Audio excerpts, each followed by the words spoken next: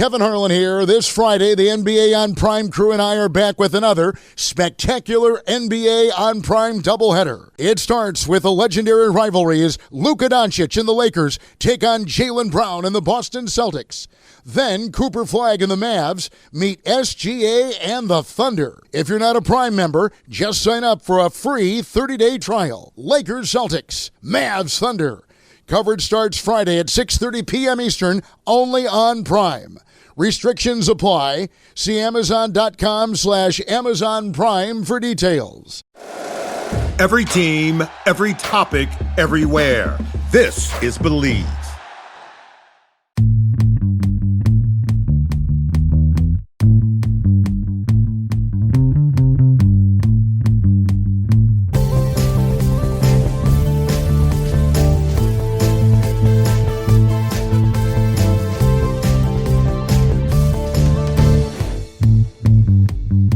What's up, champs, and welcome to another episode of the Short Shifts Fantasy Hockey Podcast, brought to you by Keeping Karlsson.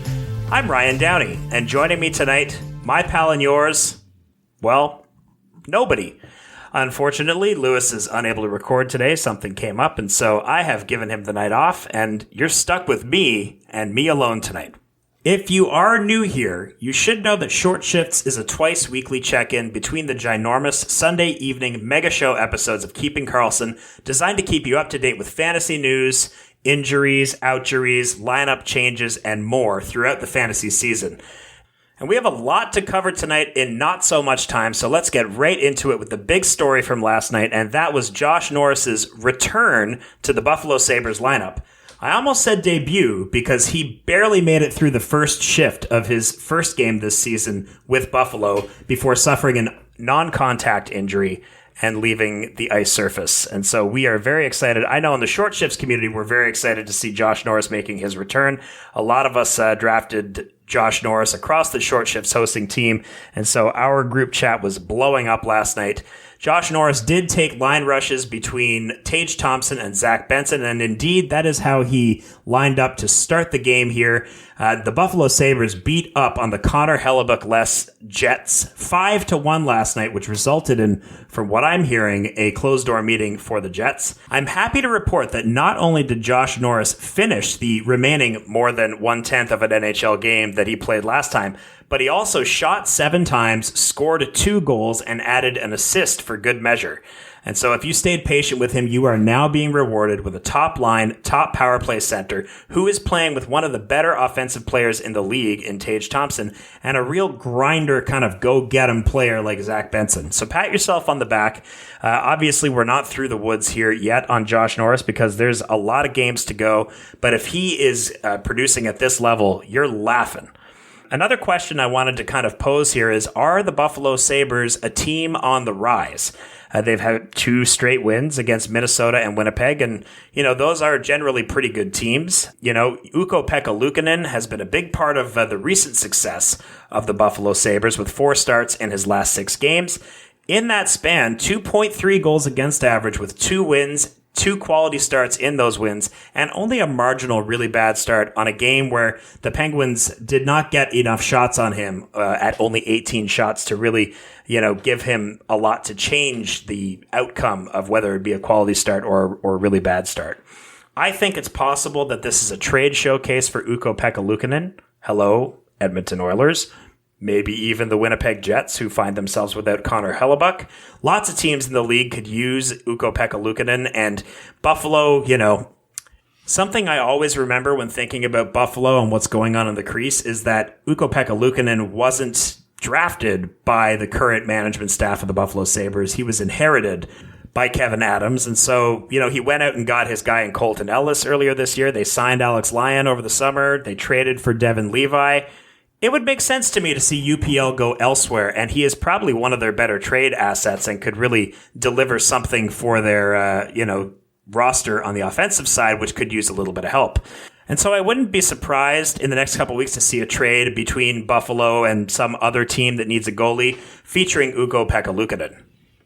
Moving on from Josh Norris and the Buffalo Sabres to another player who is on my roster who has been, to this point, underperforming this season, and that would be Tyler Toffoli, who last night turned out a huge performance in his return to what people are starting to call the sleepover line with Macklin, Celebrini, and Will Smith. And I will say we did bring him up last week in our final segment, which we'll talk a little bit more about later. He didn't end up missing any time with his reported illness last week, and found himself in the best position one can find themselves in San Jose, on the top line with Macklin, Celebrini, and now, as of this afternoon, on Powerplay 1. Last night, however, in the game, this line struck gold against Utah with Toffoli turning in 2 goals, 2 assists, Will Smith turning in 2 goals and 1 assist, and Macklin Celebrini with 3 assists, with a real beauty to Will Smith at the blue line. Just a gorgeous pass for Smith's second goal. If you're a Discord patron of Keeping Karlsson, check out the new Video Room channel in Discord as I posted it earlier today. You will not regret it. I mentioned that Toffoli this morning replaced Alex Wennberg on Powerplay 1. All of a sudden, Tyler Toffoli's got 7 points in his last 5 games. You know, we've gone from Elon saying that Toffoli sucks on the Mega Show to a 4-point performance on Monday. With a 4-game week this week, I hope we're looking at a new Toffoli, and he is going to be a must start for me going forward. Continuing with Utah, who were on the other side of that San Jose Sharks effort last night, we do have a very exciting young player making his NHL debut likely tomorrow on a line with Logan Cooley and Dylan Guenther, and that is none other than Russian forward prospect Daniil But, who is a favorite, I must say, of Jesse Severe over in the Fantasy Hockey Life podcast. Check out some of their episodes, especially the ones this past summer about Utah, if you're interested in a deep dive in Daniil But. What I can tell you right now is that he has 17 points in 19 games played with the Tucson Roadrunners, the AHL affiliate team for Utah. 8 goals, 9 assists, and nearly 3 shots on goal per game, with 5 power play points mixed in there. I think it's very interesting that he's being dropped right into the top 6. You know, if you've been listening to Matchup Maximizer, the Mega Show, Short Shifts, we've been really talking not very much about Utah lately because that top 6 has been pretty solid. Although in recent weeks, they've been rotating Kaylor Yamamoto in. They put in Barrett Hayton last night and probably saw enough of him. And so Daniil But gets his big opportunity here. And this is what the coaching staff had to say. Andre Tourigny said he is playing well. He's playing good offensively, but as well defensively. He's really responsible. He has good pace in his game. He works really, really hard. For us, those are fundamentals. And Bill Armstrong was similarly glowing in his remarks on Daniil But. We're looking for a little bit of spark, and he's a pretty darn good player to have. He's going to play with Cooley and Guenther. He's going to hopefully spark that line. And as a Guenther owner, I am hoping that Bill Armstrong is a savant here. I really want to see more from Guenther, and I really do think that having a guy like Daniil But on the line there is going to help him. The But news did come down a bit too late this afternoon for me to catch up on what he's been up to by watching any games. So I did ask my good friend Victor Nuno of the Fantasy Hockey Life podcast for some of his thoughts. Victor had this to say, that But is a big body forward who uses his frame well to protect the puck, doesn't bash a lot, but has underrated skill, and that his upside is probably that of an Alexei Protas, his floor probably a bottom 6 depth contributor. And if you've been watching Washington this season, you could probably say that Alexei Protas has been both a bottom 6 depth contributor and the Alexei Protas that we know from last year, the guy who doesn't bash a lot and has underrated skill. So, it kind of makes sense that you would be dropping this particular player onto the second line with offensively talented players like Cooley and Guenther. We'll just have to wait and see what happens, but I'm optimistic that he will be a good contributor for the Utah Mammoth. I did want to run through a few returning players tonight. We're watching Valeri Nichushkin's return in Colorado. He did leave the ice early today from practice, but he is in the lineup skating on the third line with Jack Drury and Victor Olofsson. Maybe this is a soft launch of his return, hopefully not a harbinger of a top 9 to come in Colorado. I can see why they would want to keep that Landeskog line together on the second line, given Landeskog's recent success and offensive explosion. So we'll have to wait and see what happens there. I will also add that Gavin Brindley, he's practicing. He's in a non-contact jersey, so maybe we're going to see a battle for that Colorado second line. I don't expect Ross Colton to stay in the top 6 all season, so we got some interesting options certainly to consider there. And over in Boston, we do have a return as well. We have Viktor Arvidsson practicing and skating on a line with Casey Mittelstadt and Pavel Zacha. I should also mention that David Pastrnak remains out, listed day-to-day. Earlier today, Marco Sturm had this to say, that he is not on the trip and he won't be skating this week. And so David Pastrnak, one of the reasons you draft him as high as he is that he doesn't miss games. He's set to miss the longest stretch of games that he's missed since 21-22. And so it's got to be something reasonably serious. Definitely thinking of Pastrnak and hoping that he returns as healthy as he possibly can next week, because that's when I won't be facing him in Cupful. And a couple quick hitters tonight. Carter Verhaeghe out of the lineup against Toronto today. His wife is expecting a baby. I expect he'll return later in the week. Tyler Seguin left the game tonight against the New York Rangers. He is questionable to return. My first guess would be increased roles for Sam Miskevich in Florida and Maverick Bourque in Dallas, but you can check out Thursday's short shifts for more information. Speaking of the Rangers, we were given marching orders on the Mega Show to check in on their power play, with Adam Fox hitting long-term injured reserve over the weekend and likely staying there through Christmas. The Rangers power play will be without their power play quarterback. Elon and Brian were speculating that it could be a 5-forward power play, and their speculation paid off, as the Rangers are going with 5 forwards tonight on the power play. Artemi Panarin, Mika Zibanejad, Vincent Trocheck, JT Miller, and Will Cooley. And I will give the guys some credit. They speculated on a couple of other options that could fill the role, with Scott Morrow, the recent acquisition from the Carolina Hurricanes, being perhaps the most obvious. Vince Mercogliano also keyed in on Morrow as a potential option and asked Mike Sullivan why 5 forwards instead of giving Scott Morrow a chance. And he said, "We don't think that's the strength of his game to this point." Asked to elaborate on what Morrow could do to change his mind, Sullivan said, "Assertive play, making decisions with conviction, and not being in between, eliminating hesitation from his game." These are all classic things that rookies have to go through as they make their transition to becoming full-time NHL players. And so it's not all that surprising to hear these kind of criticisms being levied on the young defenseman. Morrow did have a rough start to his time as a Ranger after excelling as an AHL All-Star last season with the Chicago Wolves. The Rangers' organizational philosophy is that young players have to earn their spot in the roster. See Lafreniere, Alexi, and Kakko Capo. So it looks like Morrow is going to have to earn the promotion from Powerplay 2, where he currently resides, to Powerplay 1. Speaking of Lafreniere, there were some people in the Discord who mentioned that they were surprised that Alexi couldn't even get on a 5-forward power play. To be fair to him, his skill set would have him replacing a Zibanejad or a Panarin rather than a Cooley, but still, it's an interesting note, and I will give it some time here. While we're talking about new power play quarterbacks, we should move over to Los Angeles, where they have been trying the 5-forward power play to mixed results. They've decided to move off of that for now, with Brandt Clarke taking reps in practice on power play 1. And it's a bit of a new look power play 1 right now, as he is joining Anze Kopitar, Adrian Kempe, Kevin Fiala, and Andrei Kuzmenko back in the role on power play 1. Notable that this does kick Quinton Byfield to power play 2. I thought he might be able to stay on there in place of an Andrei Kuzmenko, but looks like that's not going to be the case for right now. I think that Brandt Clarke will really need to pop off to be worth a hold, even if he is on power play 1, because he doesn't give you much from a bash standpoint. I'll give him some credit that he is shooting more as of late, and that maybe this kind of move unlocks the confidence that we saw when he was playing in Barrie. I've got my fingers crossed for him. I've been a very big Brandt Clarke fan for a long time, and I'm hoping to see a big step up from him in this new role.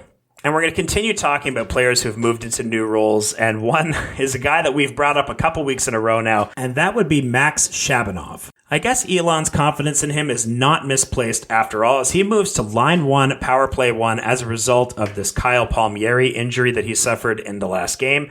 Elon said on the Mega Show that he would be interested in a line 1, power play 1 guy playing with Schaefer, and I would be too. And we're definitely watching this one. At the time of recording, he has an assist on a Horvat goal tonight, which is exactly what you want to see from a guy playing in that role. And so we'll keep an eye on Max Shabanov. This next situation coming out of the Carolina power play is almost more comedic than anything else. This is not the situation where a young upstart player finally gets his opportunity on the top power play. In Carolina this morning, we had Jordan Staal doing his best Barrett Hayton impression, getting the center role on power play 1, unfortunately replacing Nick Ehlers, who has been locked into that spot all season. And at least in practice, whenever the puck got cleared against the power play, Staal came off the ice in that face-off get-off role in favor of Jackson Blake. Elon's first reaction to this in our Short Shifts chat was, "My prediction is this doesn't last a game." And so you know what that means, Short Shifts fans. It's time to add Jordan Staal everywhere you can get him, because anytime Elon has slandered Jordan Staal in the past, Staal has responded with a hat trick.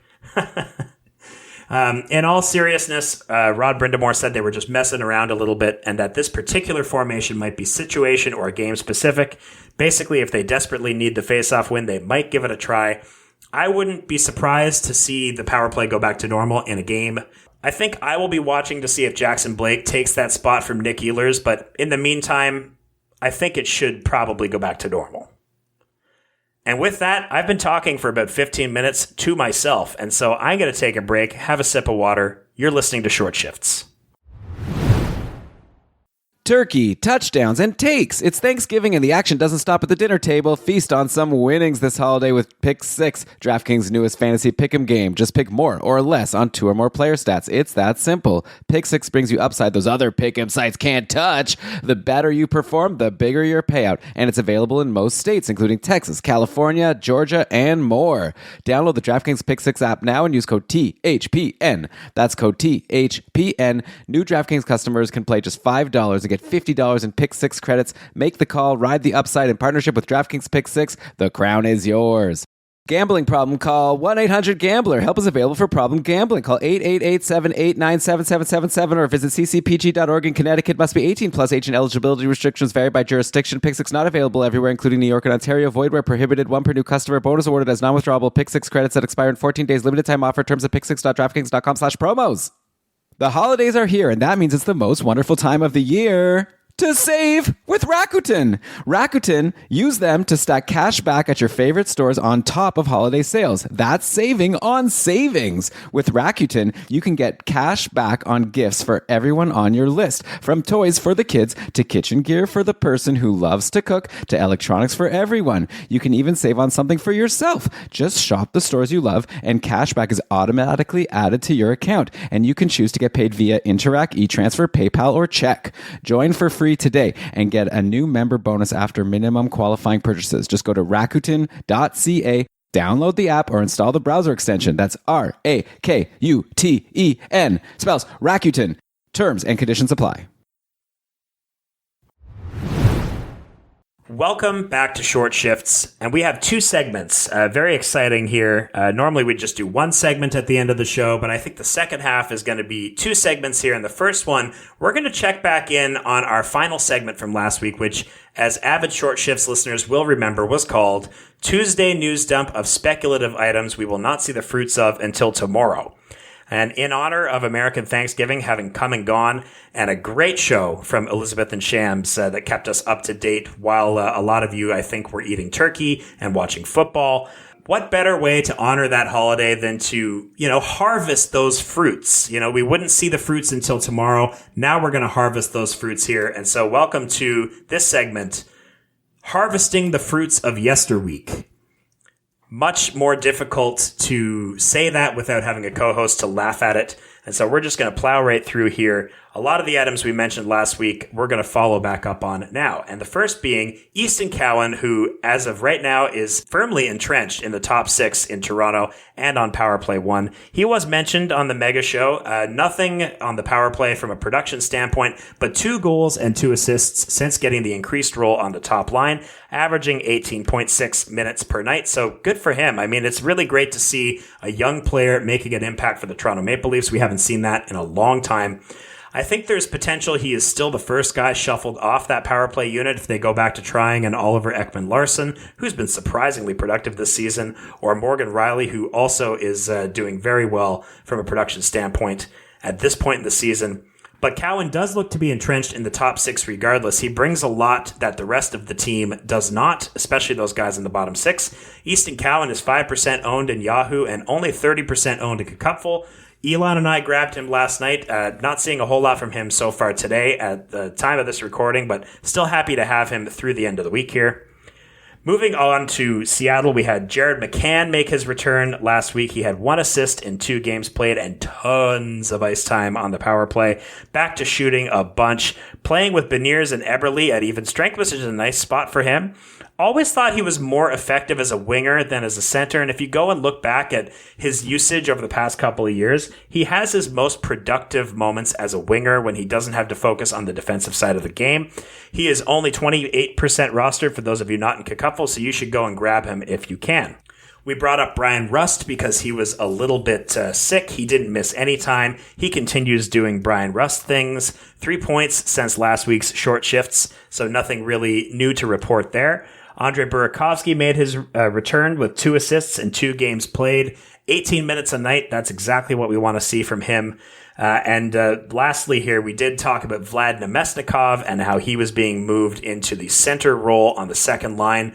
That didn't last long. He ended up on the wing eventually. He is not a great option, and even with the great schedule this week, I didn't consider streaming him, and neither should you. If he's hanging out on your roster, I would think you would have permission to drop him. Moving on to our final segment here tonight, and I have entitled it, Who's in Net? That's a question I think a lot of us fantasy managers ask every day about various options on our team, and I wanted to highlight a couple of ZeroG options, that is zero goalie. For those of you out there like myself who didn't invest a lot of draft capital into the goaltending position, there's a number of goaltenders that have recently poked their head out of the mires of free agency and have made themselves options, whether it's from a deployment standpoint or from a performance standpoint. So we're going to highlight 5 such options here tonight. And the first one I think I just want to touch on, we don't have any data from this whatsoever, but Carter Hart is making his return tonight versus Chicago as a member of the Vegas Golden Knights. He's played 3 games for the Henderson Silver Knights with 1 win and 2 losses, 3.07 goals against average, and a paltry .839 save percentage. Not great, obviously. I do want to remind everyone that if we've learned anything about AHL goaltending from Jesper Wallstedt of the Minnesota Wild, that AHL could not be more different than NHL for a goaltender. The AHL goaltenders do have to react a lot more than NHL goaltenders. Pucks go off of shins. Players are not really necessarily shooting from the most optimal places on the ice. And so if, like Carter Hart, you are used to knowing where the shots come from based on your experience in the NHL and being more of a position-based goaltender, that he will likely perform better at the NHL level than at the AHL level. And we saw that with Wallstedt. I imagine we'll see that with Carter Hart as well. We will have to wait and see, but either way, Bruce Cassidy, the head coach, has said we will likely see a lot of both goaltenders, he and net partner Akira Schmid. And so I'm happy to take the L from picking him up last week if he's not a good own to start the season here.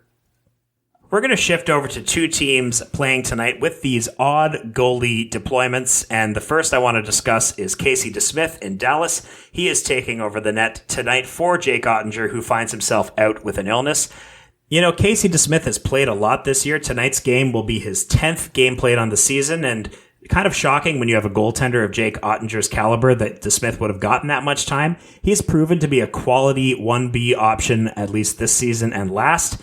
And so I'm excited to see what he can do, especially if he gets a little bit more runway with Ottinger out sick.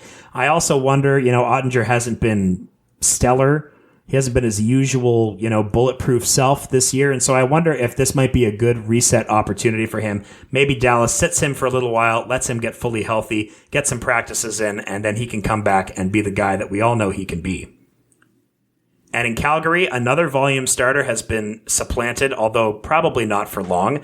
We saw Devin Cooley, who leads the NHL in goals against average and is second in save percentage, getting his 3rd straight start tonight and his 5th in 7 opportunities with Calgary. Looks like Dustin Wolf is getting an extended reset after a bit of a down period. I wouldn't expect this to last too long, as at the time of this recording, Calgary is getting absolutely lit up by the Nashville Predators of all teams, and so perhaps the bloom is already off the rose that is Devin Cooley. We're going to talk about the Vancouver crease now, again, for probably the 3rd or 4th week in the row. And I want to start with a bit of a mea culpa. I did say last week that I wouldn't be surprised to see Thatcher Demko start in Anaheim because Adam Foote said that Demko would be joining the road trip. Kevin Lankinen was going to be out with, personal reasons to be missing time with the team. Yuri Patera wasn't inspiring much confidence, especially in that start against Florida.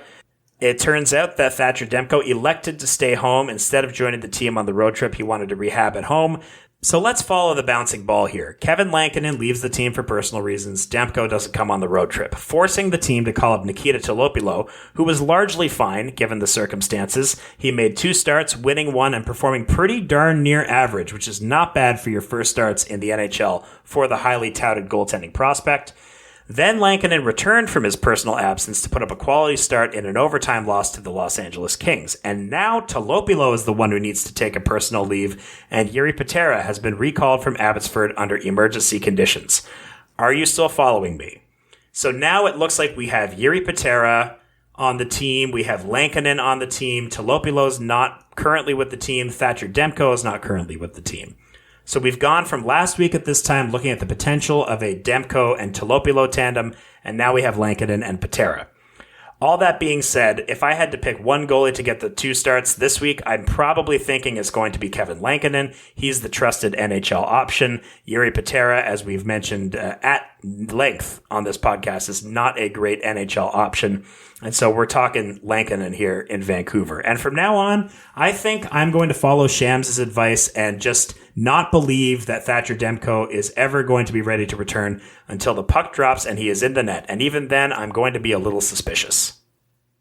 We have a similar revolving door situation over in Anaheim. The Ducks have lost starter Lukas Dostal for a couple of weeks, and now Peter Mrazek finds himself on the sidelines with one of his usual Swiss cheese groin injuries. And so Ville Husso seems to be the next man up. Joel Quenneville has some confidence in the crease with Husso's strong game in his call-up. At the beginning of the year, we're sitting there, geez, we got him, we kept him, and we're happy. Husso did have 1 goal against on 1 shot against Chicago, giving up the game-winning goal Sunday, but came back with a very strong performance Monday night against St. Louis, which is certainly the cure for what ails you if you're a goalie. If the unexpected happens and Husso goes down with injury, there is always a next man up, and in this case, it looks to be Vyacheslav Buteyets, who is currently playing for the San Diego Gulls. Further down the list, we have Tomas Suchanek. Some people might be asking, well, what about Calle Klang? He was acquired in that Rickard Rakell deal from Pittsburgh. He is currently away from San Diego for personal reasons, and their next best prospect, Damian Clara, is just too young. He's 20 years old and over in Sweden. So it looks like they will probably go with Vyacheslav Buteyets. They have called him up in an emergency capacity. 23 years old, 6'4" Russian goaltender who has played 3 games in the AHL with San Diego, 3.72 goals against average, 878 save percentage. I'm guessing that he is one of those guys that will rely on positioning rather than athleticism, which probably explains some of his poor numbers there. He also started 7 games in the ECHL in Tulsa with a 2.81 goals against average and a 924 save percentage, which is much more palatable. We do have Dostal being placed on IR, so I wouldn't expect the call-up for Buteyets to be that long. Dostal should be back sooner than later. And I want to also just put in my own little, thoughts on these goaltending prospects here. I think that both Buteyets and Suchanek will eventually be better than Husso long-term, if not right now. It certainly looks like the Ducks are going to ride Husso, and with a Monday, Wednesday, Friday, Sunday schedule, you should too. A small note to add here about Anaheim. Leo Carlsson and Troy Terry have been fixtures on the penalty kill all season, but last night they only saw 15 seconds of penalty killing time each. Same with Jackson Lacombe, who is usually their time on ice leader in all situations. He also barely saw the ice for the penalty kill last night. So I see that, and I wonder if even more offensive deployment could be in the cards for Carlsson, Terry, and Lacombe. Something for us to watch, and maybe something for the Thursday short shifts folks to keep an eye on. Maybe we'll see the results of that in tomorrow's game. Back to the goalies here. I did promise a ranking at the beginning of this segment, and so I will do so. We're looking again at Carter Hart, Casey DeSmith, Devin Cooley, Kevin Lankinen, and Ville Husso. We're going to say short term over the next 2 to 3 weeks. They are definitely some intriguing options. We have Devin Cooley with the volume, and until tonight was playing very hot and very much above his watermark. We had Ville Husso playing in front of a great Anaheim team who can likely protect him pretty well. Casey DeSmith in a similar situation with Dallas, especially this week with Ottinger sick. He looks to get some of that volume. Kevin Lankinen playing for the, not so great Vancouver Canucks and has had a few stinkers recently, and Carter Hart is a big old wild card. I'm hesitant to predict any kind of performance from him after the time off that he has had recently. I think if I had to pick right now, I would probably go Ville Husso first. I would probably go with Devin Cooley second, even though he got blown up tonight by Nashville of all teams. I think, every young goaltender is allowed to have one stinker every now and again. Probably would go with DeSmith next because I don't think he's going to keep the volume past this week. Finish off with Kevin Lankinen, and then Carter Hart is kind of the honorable mention, who could really jump anywhere in this ranking, and I would not be surprised. And with that, that's all I've got. And I think if there's anything I've learned from this experience of doing a solo short shifts is that I am probably the reason why we keep going long. This was perilously close to a long shift, and so I will say, it's me. Hi, I'm the problem. It's me. And I will try my best to not be so verbose, although I think it's a good skill to have when you have to record a show by yourself. With that being said, thanks so much for joining me today. It was a pleasure to be the voice in your head, if only for a half hour. If you enjoyed the show today, please consider joining the Keeping Karlsson Patreon group at keepingkarlsson.com/patron, where super supporters receive ad-free episodes, and you can interact with Brian, Elon, Derek, Lewis, Elizabeth, Shams, Jeremy, myself, and hundreds of other talented fantasy managers on our active Discord server. Check out GameDayTweets.com to get all the best info from Twitter without having to slog through the rest of that place, including team by team and searchable tweets by player name. I think this is maybe the most useful fantasy hockey website going right now. Visit that site and the other great sites we use to research our episodes with at Yahoo, Frozen Tools, and Natural Stat Trick. Our intro and outro music was created by Pat Roach, and until I see you next time, play smart and keep your shifts short.